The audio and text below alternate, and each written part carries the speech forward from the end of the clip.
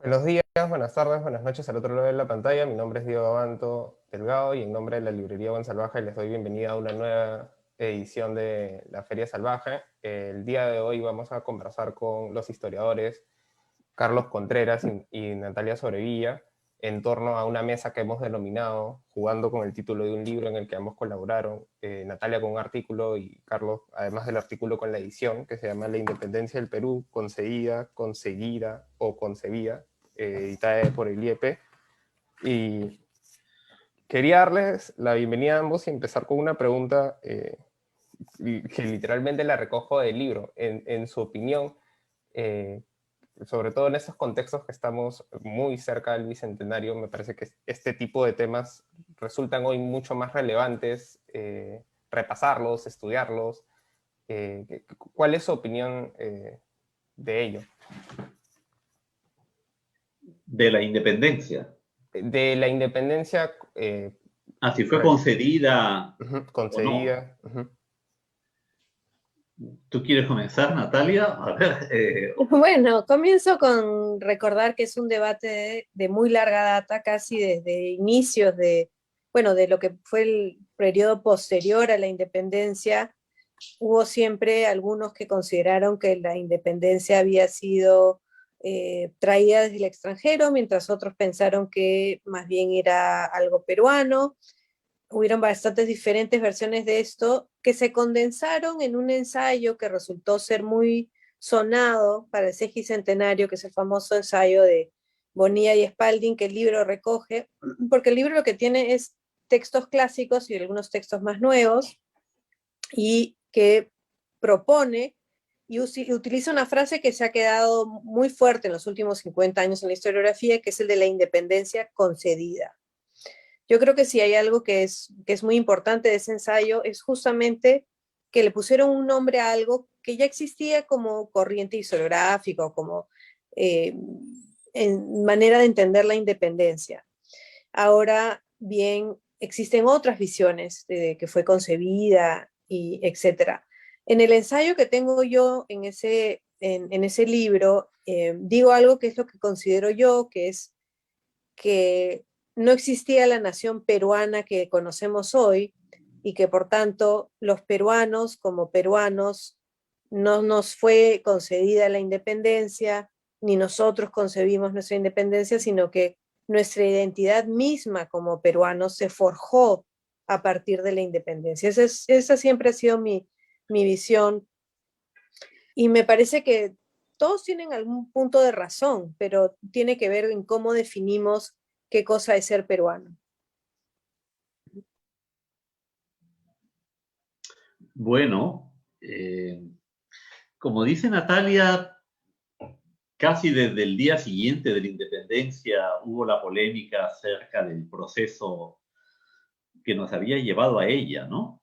Eh, Hasta cierto punto podríamos decir que el Perú se había visto arrastrado a la independencia.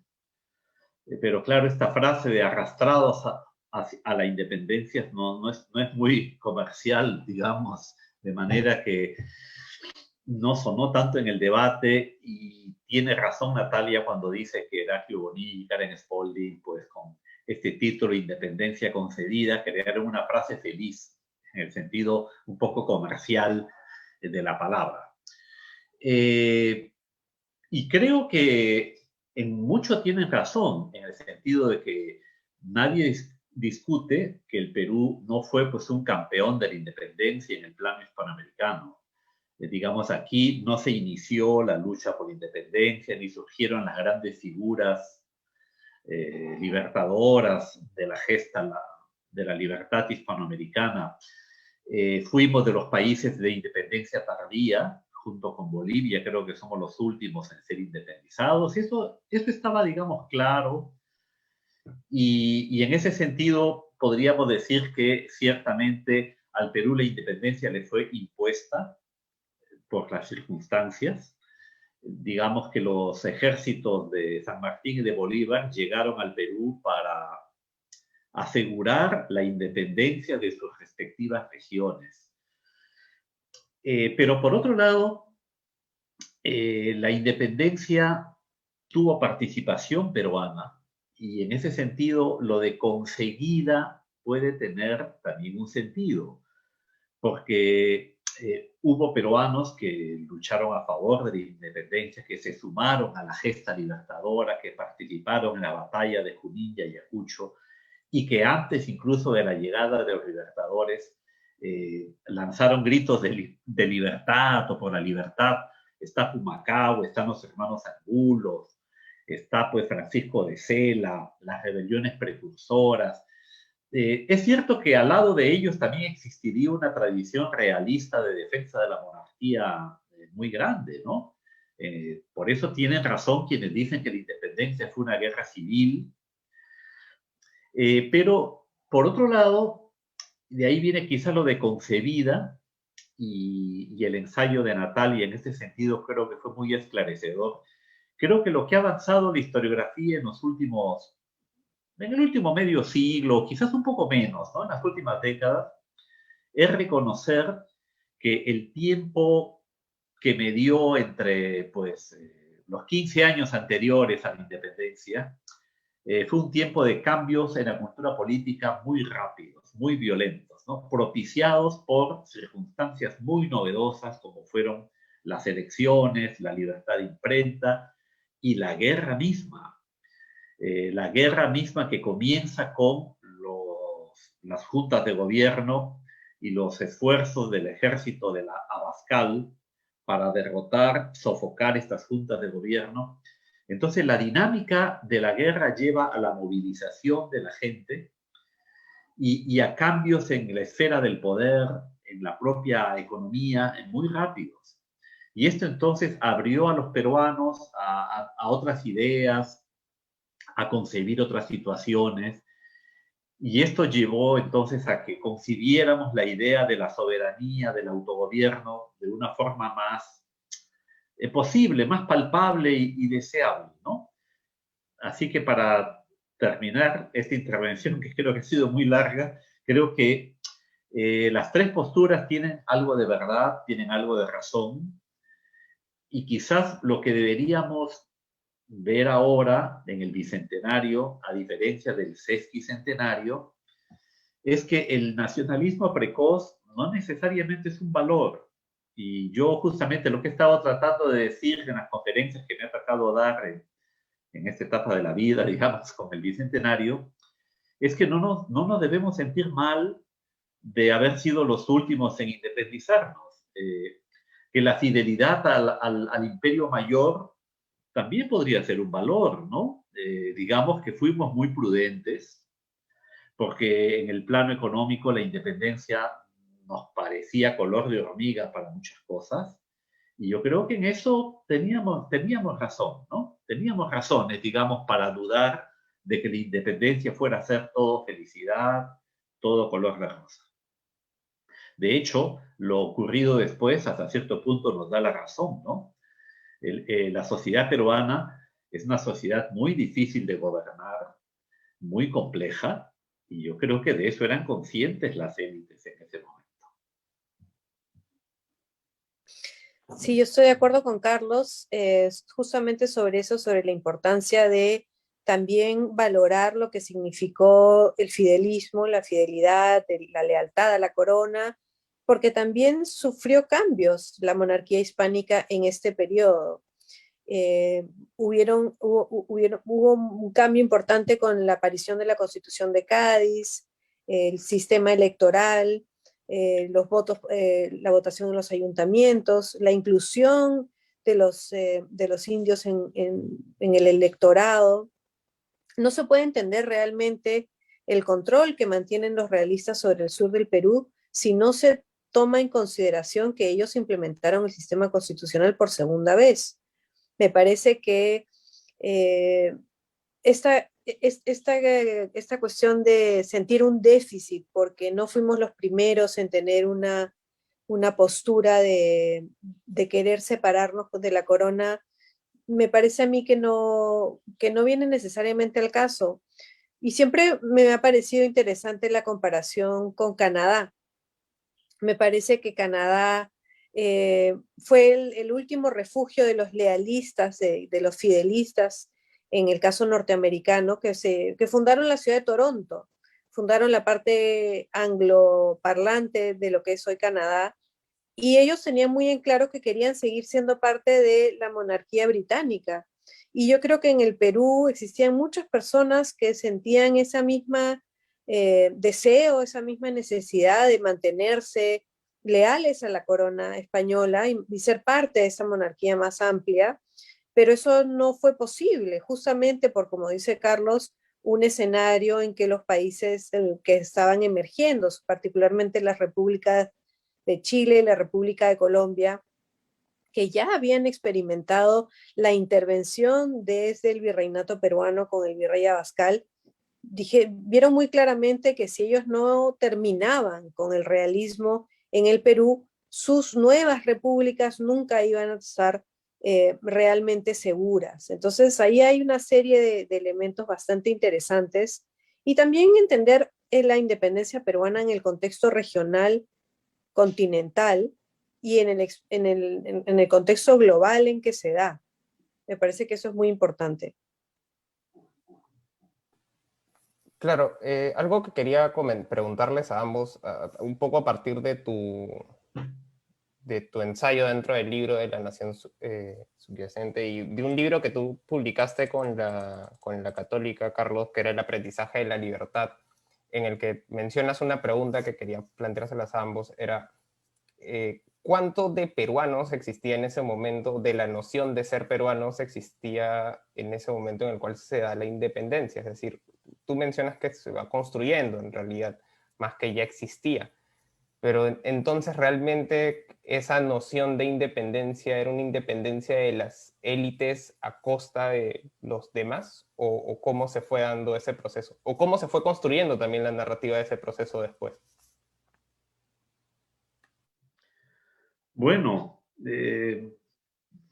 como tú dices, la noción de peruano era muy inicial, muy embrionaria en ese momento. Creo que es una palabra que se usaba poco para referirse a la población, ¿no? Incluso cuando se da la Constitución de Cádiz y se dice todos vamos a ser españoles, hubo un esfuerzo de afirmar más bien eso, ¿no? La españolidad. Pero en la vida diaria, lo importante era si eras indio o criollo. Y entonces había un problema ahora para referirse a ellos. Entonces los textos decían, bueno, este español indio o este español criollo, porque se hacía necesario diferenciarlo.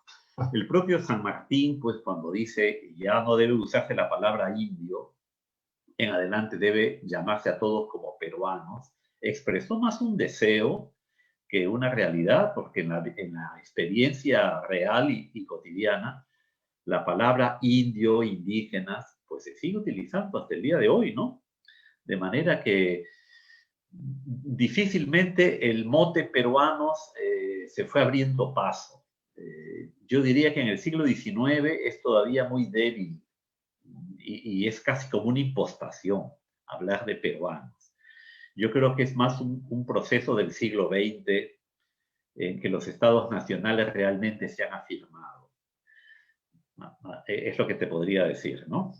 Yo estoy totalmente de acuerdo con Carlos y algo que yo he visto particularmente estudiando la guerra es que esta diferenciación comienza en los espacios regionales, es decir, en la monarquía hispánica uno más que sentirse peruano se sentía arequipeño o cusqueño o limeño o de esa pequeña región. Entonces, algo que se tiene que ir construyendo es dónde están los confines de quienes vamos a considerar peruanos o no. Incluso las constituciones iniciales del Perú le entregan la nacionalidad peruana a cualquier americano que haya luchado por la independencia. Pero van a ser justamente con la llegada de ejércitos de la República de Chile recién organizada desde las provincias de Buenos Aires y después de la República de Colombia, que se van a empezar a notar estas diferencias dentro de los ejércitos. Y entonces van a empezar a diferenciarse, ellos son colombianos, ellos son chilenos, entonces nosotros somos peruanos. Estos son los batallones peruanos, estos son los batallones chilenos, y hay bastante dificultad en ese momento. Y son en las guerras iniciales, particularmente la guerra llamada con la guerra con la Gran Colombia de 1828, donde eso se va a reforzar más. Y en ese momento ellos se llamaban colombianos y había que establecer la diferencia entre los colombianos y los peruanos. A pesar de que la Constitución les había dado a todos los colombianos que habían luchado en la independencia la nacionalidad peruana.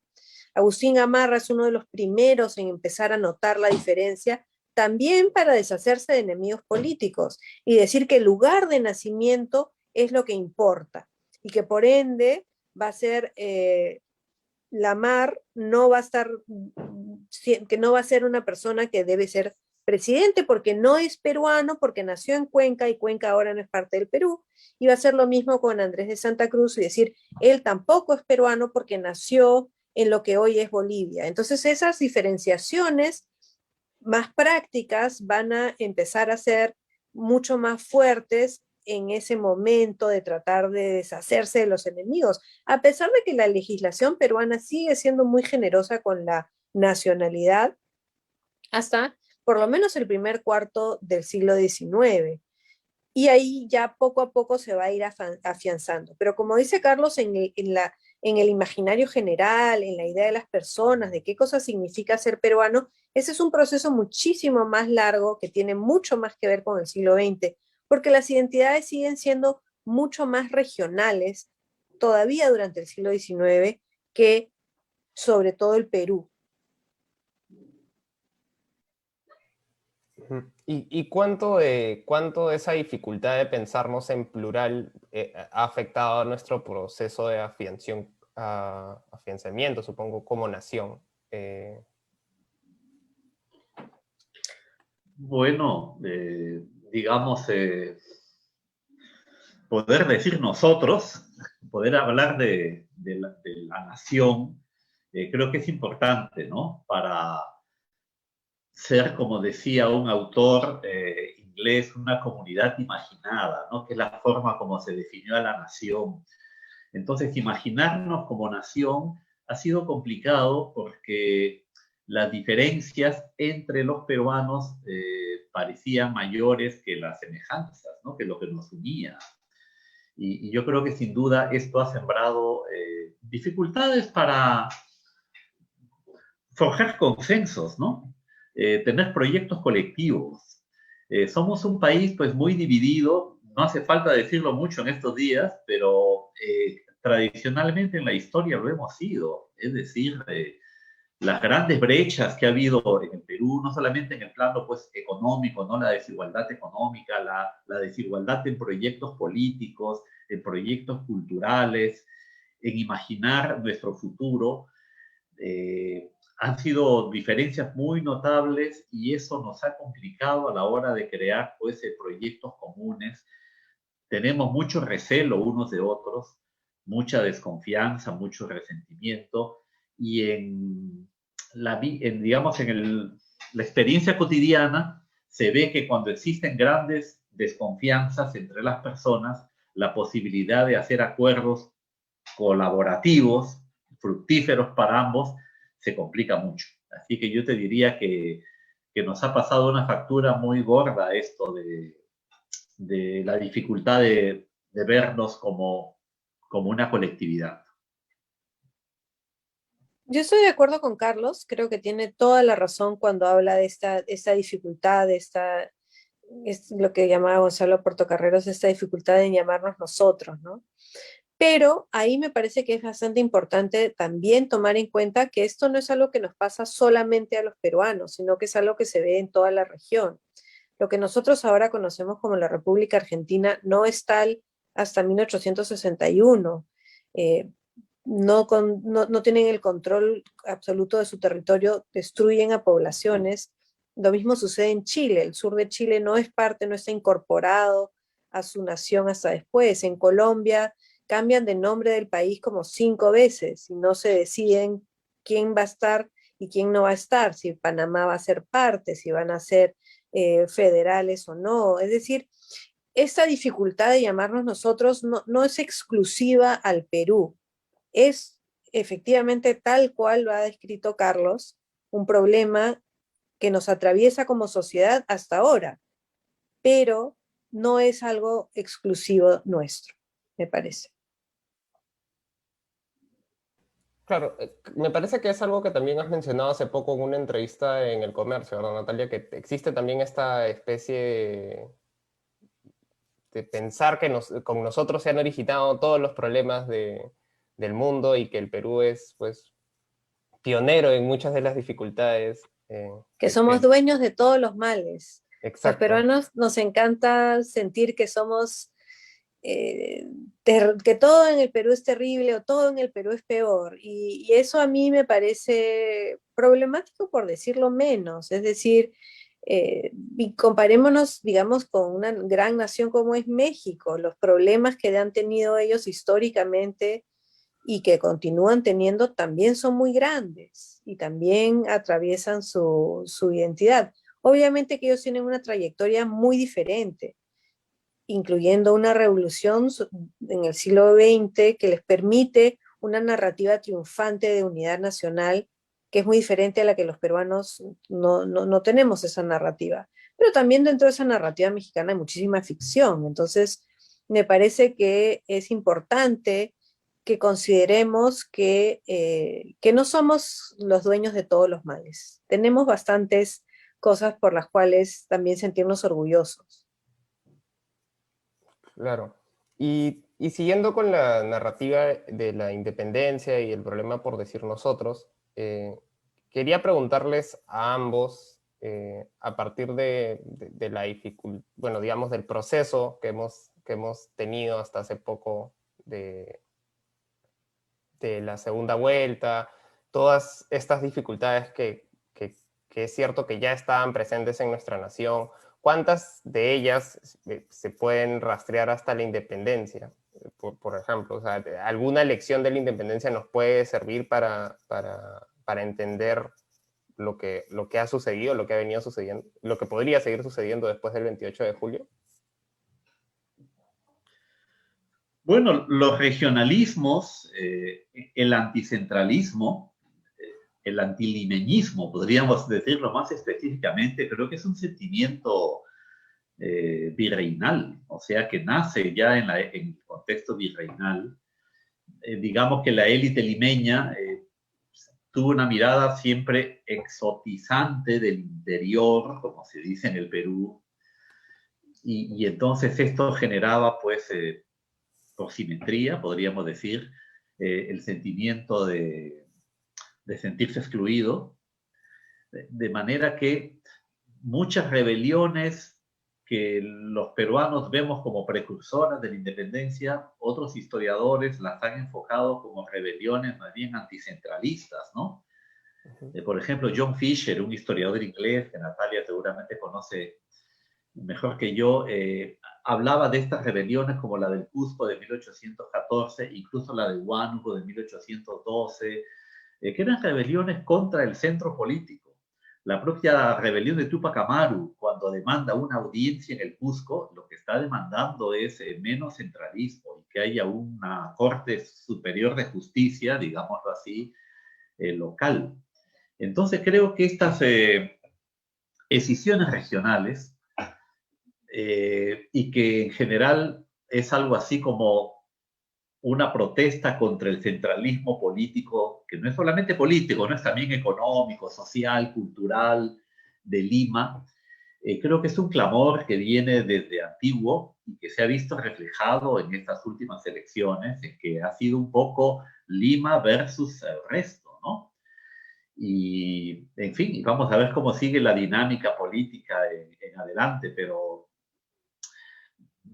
tomando en cuenta tu pregunta, creo que esta es una de los patrones de largo plazo que yo veo que se ha manifestado recientemente y que no cesa, ¿no? Que más bien quizás se ha agravado. Sí, yo creo que justamente esta cuestión del centralismo y el regionalismo es algo que además no desaparece en la historia peruana. Tenemos momentos más centralistas, momentos más donde las regiones logran tomar un poco de viada, digamos, pero Lima ha tenido mucho éxito, sobre todo en el siglo XX, desde el periodo del Guano, diría, de ir consolidando su poder económico, simbólico, cultural y centralizando. Yo creo que ese es un punto, pero otro punto que me parece que es bien importante, no sé hasta qué punto se puede llevar hasta la independencia, pero sí tiene que ver con quién tiene derecho a gobernar y por qué, ¿no? Es decir, una de las revoluciones, los cambios más grandes de la independencia es la creación de un sistema representativo. Pero claro, ¿qué tan representativo ha sido este sistema históricamente y qué tan representativo es ahora? Y entonces es interesante, la victoria de Pedro Castillo ha sido muy ajustada, estamos hablando solamente de 44.000 votos, más o menos, pero ha ganado. ¿Y qué significa esto? ¿Qué significa esto para las personas que se sienten representadas por su candidatura? ¿Qué significan para las regiones, para las personas de áreas rurales en el Perú, para las personas que se identifican a sí mismas como de origen andino, campesino, indígena? Eso para mí es algo interesante. Como digo, no sé hasta qué punto se puede llevar hasta hacia 200 años, pero en un contexto de un poco más de 50 años después de la reforma agraria, es interesante ver esto, ¿no? Y 30, bueno, perdón, 40 años desde el voto a todos los peruanas y peruanos en el año 80. Entonces, estamos viendo un contexto de cambio bastante interesante. ¿Qué nos depara? No lo sé. Claro, sí, aparte es que es un poco difícil saber qué, no, qué podría depararnos, aunque sí existen, como ustedes acaban de señalar, ciertos patrones y ciertas Mm. conductas que históricamente nos harían pensar que no van a desaparecer tampoco, porque no han desaparecido hasta ahora, en parte ya sea por voluntad política u otros factores que podrían haber disminuido ese interés para arreglar todos estos problemas. Una de las últimas preguntas que quería hacerles en torno a todo esto es que en parte es una noción casi muy popular el hecho de que la historia la escriben los vencedores, por no decirlo menos, pero es cierto que nosotros hemos construido un poco nuestra historia. Quería preguntarles eso a partir de derrotas y las hemos convertido un poco como en victorias. La mayoría de nuestros precursores, la mayoría de nuestros héroes, casi toda nuestra historia está basada en estas pequeñas derrotas que hemos intentado convertir en victorias. ¿Por qué creen que se deba a eso? Pues quizá la primera respuesta sería porque no tenemos muchas victorias, ¿no? Que mostrar, pero sería tal vez ponernos en la clave que tú estás con tu pregunta como criticando, ¿no? Yo creo que tiene que ver con que en el Perú hemos construido la versión de un país que ha ido de más a menos. Entonces, un imperio inca glorioso que hemos enaltecido como una de las cunas de la civilización mundial. Luego un virreinato, pues que era prácticamente toda Sudamérica, éramos como una submetrópoli del Imperio Español y Lima pues era la ciudad más importante de Sudamérica, ¿no? Sin duda.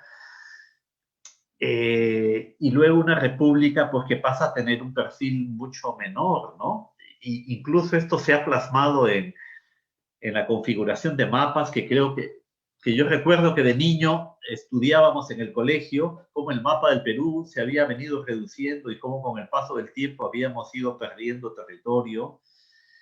Creo que esta conciencia la hemos interiorizado y la hemos un poco puesto de manifiesto en estas versiones históricas que, como tú señalas, enfatizan mucho esas tragedias, derrotas. Pero bueno, por otro lado, diría que ya que estamos conmemorando la independencia, esta fue una guerra, aunque en mucho tuvo de guerra civil, como le hemos dicho, fue una guerra victoriosa. Y Ayacucho es una de las batallas importantes en la historia continental que se ganan pues en el Perú.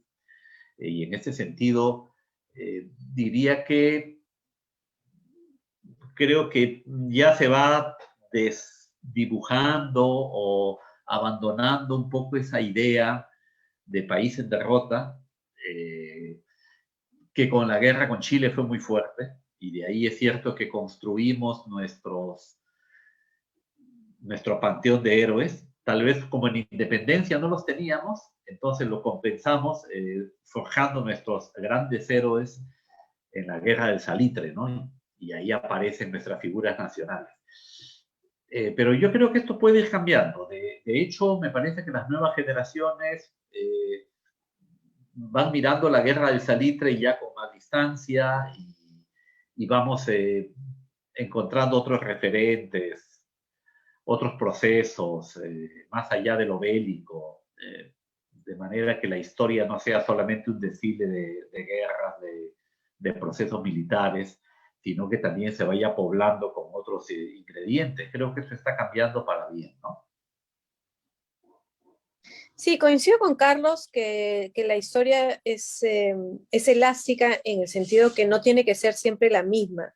Y siento que un poco esta historia de los vencidos, de la derrota, es mucho, como decía Carlos, esta reacción a la derrota de la guerra del Salitre y tratar de construir en base a eso una narración, es decir, cómo podemos presentar lo que sucedió como algo que dentro de lo trágico que fue perder territorio, perder la guerra, nos teníamos honor, ¿no? Me parece que siempre la clave ha sido derrotados pero con honor, siempre ha sido un poco esa la visión que se presenta.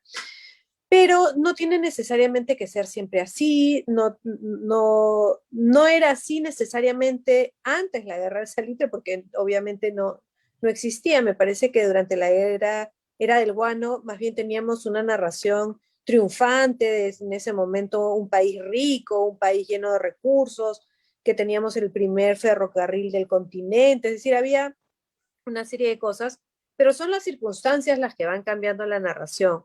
Y también porque los historiadores, desde el punto profesional, también vamos cambiando nuestro enfoque.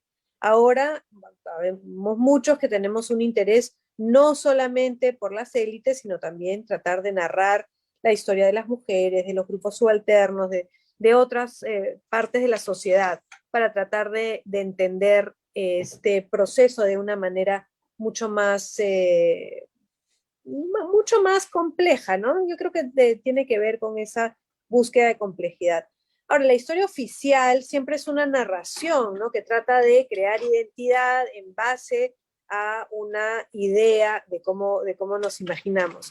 Y efectivamente puede cambiar, pero tiene que ver de cómo se construye desde el poder, ¿no? Desde la escuela, desde los símbolos. Hay una serie de elementos importantes ahí. Pero sí, es una historia compleja. Una de las cuestiones que también quería preguntarles a ambos, sobre todo porque es un debate que se ha dado en Estados Unidos, y me parece que es un debate, es algo de lo que también has escrito hace poco, Natalia, en El Comercio, respecto a las estatuas, respecto al valor de las estatuas, a toda esta discusión que ha existido respecto a los símbolos, por ejemplo, la estatua de Colón, la estatua de Pizarro, que también me parece que han sido discusiones que se han dado acá en Lima principalmente, me parece que creo que solamente en redes sociales, pero que es una discusión que cuando se ha dado en otros países ha girado, ha tomado otros matices. Quisiera saber cuál es su opinión al respecto, más allá de saber por qué se da este tipo de reacciones en este tipo de, en estos últimos años. No sé si se ha dado antes, en todo caso, en el Perú. Bueno, esto de las estatuas también tienen su propia historia, ¿no? Y en verdad, en el siglo XIX creo que es que comenzó la idea de estatuizar, ¿no? Creo que ese verbo no existe, pero vamos a inventarlo, la historia en las calles. Entonces, los monumentos y la nomenclatura de las calles era una forma de discurso histórico también. Y claro, como ha dicho Natalia antes, la visión de la historia va cambiando, los discursos históricos van cambiando. Entonces esto hace que los héroes de ayer ya no lo sean hoy, pasen a ser antihéroes muchas veces y que aparezcan nuevos héroes. Yo creo que esto va a ocurrir siempre. Entonces, claro, en el siglo XIX Cristóbal Colón era lo máximo. Pues si tú ves el monumento que hay a Colón en el Paseo Colón, que creo que se colocó en 1867 o por ahí, en esa década de 1860, aparece como una figura paternal a cuyos abrazados a sus piernas están como unas nativas de la Amazonía, unos indios primitivos a quienes él acoge protectoramente, ¿no?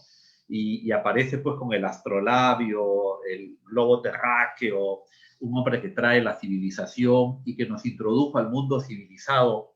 Bueno, esa era la historia que les contaron a nuestros tatarabuelos y con la cual ellos se criaron. Hoy la vemos de otra manera. En todo caso, mira, me gustan los monumentos, soy respetuoso del arte, en general no me gusta que se destruyan cosas que son patrimonio, creo, artístico, cultural de la ciudad, de la gente, pero creo que tendríamos que crear un sistema, algo así como rotativo, ¿no? En el que podamos ir rotando las estatuas en las plazas, los nombres de las calles, de manera que le demos cabida a los nuevos héroes y vayamos reciclando a los que ya no lo son, de manera que lo veo de esa manera, como algo natural y que tendríamos que ver la forma en que esto ocurra de forma más fluida, sin que tenga que haber pues, destrucción, vandalismo, en fin. Es interesante porque nosotros de alguna manera con esta discusión sobre mover la estatua de Pizarro fuimos bastante pioneros en esta nueva ola de mover estatuas, de cambiar estatuas. Y ahí más bien no era sobre destruirla, sino la posición que ocupaba. Y salieron varios ensayos, me parece que fue alrededor del 2002 o 2003, fue a los inicios del periodo de Castañeda, que se habló, bueno, que se llegó a mover la estatua de Pizarro, ¿no? De una parte de la plaza a otra, pero esa estatua ya se había movido, hay toda una historia sobre la construcción. Los monumentos mismos, como dice Carlos, tienen historias propias. ¿Cómo llegan a estar ahí? ¿Quién los pone y por qué? ¿Qué tipo de historias se están narrando a través de ellos? Hay que siempre entenderlos en el contexto. Los historiadores siempre somos bastante puntillosos cuando vemos, bueno, pero hay que entender por qué se hizo, que en ese momento era la narración. En el caso de Colón, en el Perú, es interesante porque en Perú existe todavía una muy profunda y muy poderosa línea hispanista. No sé si alguno de ustedes vio la película La Revolución y la Tierra, donde nos recuerdan esa escena donde Francesco Petrozzi y Víctor Andrés García Belaúnde prácticamente se tiran a los pies del rey de España y hablan sobre lo importante y lo maravilloso que es tener el legado de la monarquía hispánica en el Perú. Entonces, ellos no van a estar al lado de la idea de sacar a Colón, porque para ellos Colón es quien trajo la civilización, así como hablaba Carlos. Eso todavía es muy poderoso. A partir del año 92 hay un cambio profundo, pero no muy completo en la discusión, ¿no? Y hay toda una vertiente que va a tratar de reevaluar lo que se conoce como la conquista o el encuentro de los dos mundos, como la larga noche de opresión.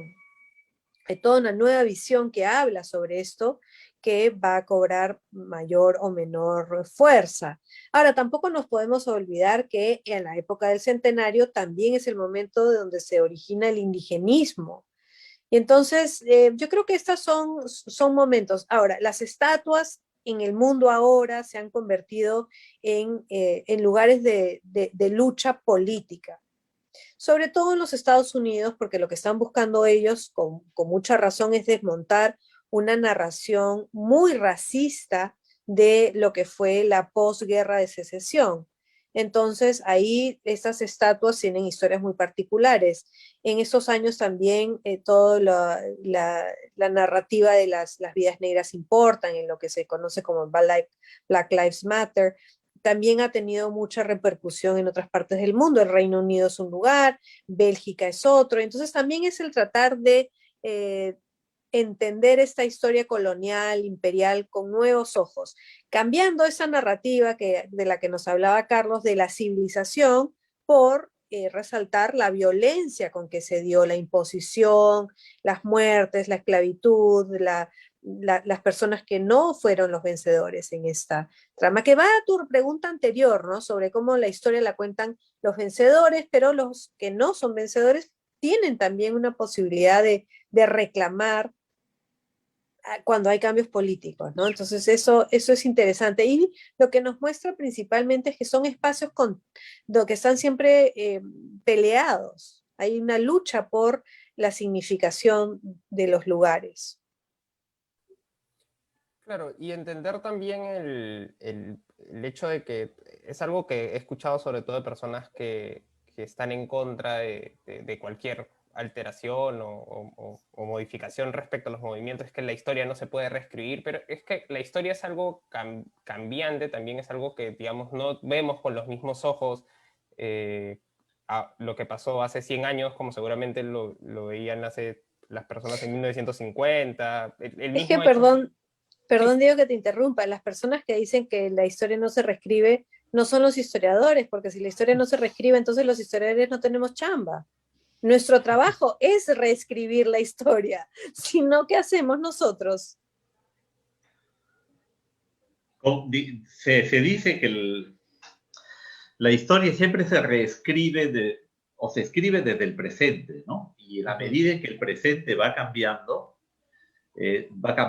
las ideas políticas, culturales, el propio medio ambiente va cambiando. Entonces somos conscientes de cosas que antes no lo eran, o tenemos traumas que antes no se tenían, o utopías, sueños que antes no se tenían, otras nociones de justicia, de igualdad, metas a las que debemos aspirar. Así que naturalmente la historia se reescribe continuamente, además porque aparecen nuevos documentos, nuevas teorías. Y es así, ¿no? Y como dice Natalia, precisamente los historiadores trabajamos sobre esta base de darle a la sociedad una versión de sus ancestros, de su historia previa, acorde con los desafíos que vamos enfrentando. Tratamos de ser una voz colectiva en ese sentido, ¿no? Pero obviamente a quienes les gusta la situación de poder en la que se está, no quieren que hayan cambios. Es decir, la resistencia viene de ahí, no quieren que se reescriba la historia que los pone en una luz positiva o la historia que tienen poder, porque justamente es ahí, se está cuestionando el poder simbólico de estas estatuas, estás cuestionando el poder simbólico de la narrativa de que Cristóbal Colón lo único que trajo fue civilización. Es eso lo que no quieren que se reescriba. Claro, o sea, los historiadores recogemos diferentes puntos de vista de la sociedad. Pueden ser regionales, pueden ser sociales, de género, de manera que mientras haya más voces, más plurales, será mejor, ¿no? Por ejemplo, en el Perú probablemente hay un centralismo cultural muy grande. Hablando de librerías, tú sales de Lima y no encuentras fácilmente una librería. Hay ciudades grandes del Perú de cientos de miles de habitantes en que te cuesta mucho encontrar una librería, por ejemplo. Entonces tú piensas, los historiadores de esa región les va a ser difícil publicar algo, ¿no? Dar a conocer su visión de las cosas. Entonces, esta es una de las tareas con las que hay que encarar, ¿no? Romper el centralismo cultural que hay en nuestro país y en otros planos también lo hay, por supuesto, ¿no? Y que por eso una librería virtual como Buen Salvaje, me enteré, puede enviar nuestros libros a todo el Perú. Y entonces esa es una gran ventaja que nos está dando la virtualidad. Y lo fantástico sería que también nos pueda traer libros de todo el Perú, ¿no? Exacto. De manera que lo que se publique en Chachapoyas, Puno o Puerto Maldonado, pues pueda llegar a nosotros, ¿no? Esa sería justamente la mejor manera de tener esa multiplicidad de voces de la que hablas, Carlos. Claro, y una de las últimas, en realidad la pregunta final que les quería plantear a ambos era respecto a qué deudas o qué cuestiones todavía han quedado, ustedes consideran no abordadas o que deberían de repente abordarse en los próximos años respecto a este proceso. Es decir, no es que en el 2021 deberíamos cerrar todas las discusiones sobre el Bicentenario y en el 2022 pasemos a otra discusión, sino que esta es una discusión que todavía se puede seguir dando. Digamos, los historiadores van a seguir estudiando estos procesos. ¿Qué creen ustedes que depara para los historiadores los próximos años? ¿Qué temas se les ocurren? Bueno, el proceso mismo de la independencia, como digo yo en varias partes, no comienza ni termina en 1821. Es decir, vamos a estar inmersos en una discusión sobre el proceso de independencia hasta por lo menos el año 24, si no hasta el año 26, y luego hablaremos sobre la construcción de la República, sobre las dificultades de eso. Será el sesquicentenario de la Guerra del Salitre, vendrán otras efemérides. Las efemérides son excusas para ponernos al día con ciertas cosas, pero también, como decía, la efeméride de 1992 nos trajo una nueva visión sobre el encuentro de dos mundos, sobre la conquista, y todavía estamos en ese proceso de escuchar otras voces, de incluir otras narraciones, mujeres, grupos afrodescendientes, grupos indígenas, como decía Carlos, buscar nuevos documentos, interpelar a los documentos de otra manera, leerlos con otros ojos.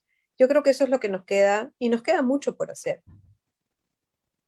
A mí me parece, por ejemplo, que la transición de la vida colonial a la republicana es un tema que va a estar en la mesa de estudio y de discusión, ¿no? ¿Qué pasó en los pueblos, ¿no? Más allá del INDI de las ciudades, cómo se vivió en los pueblos del Perú, que era donde vivía el 90% de la población en ese momento, cómo vivieron el cambio, cómo sintieron el cambio. Para empezar, había que preguntarse si sintieron algún cambio, ¿no?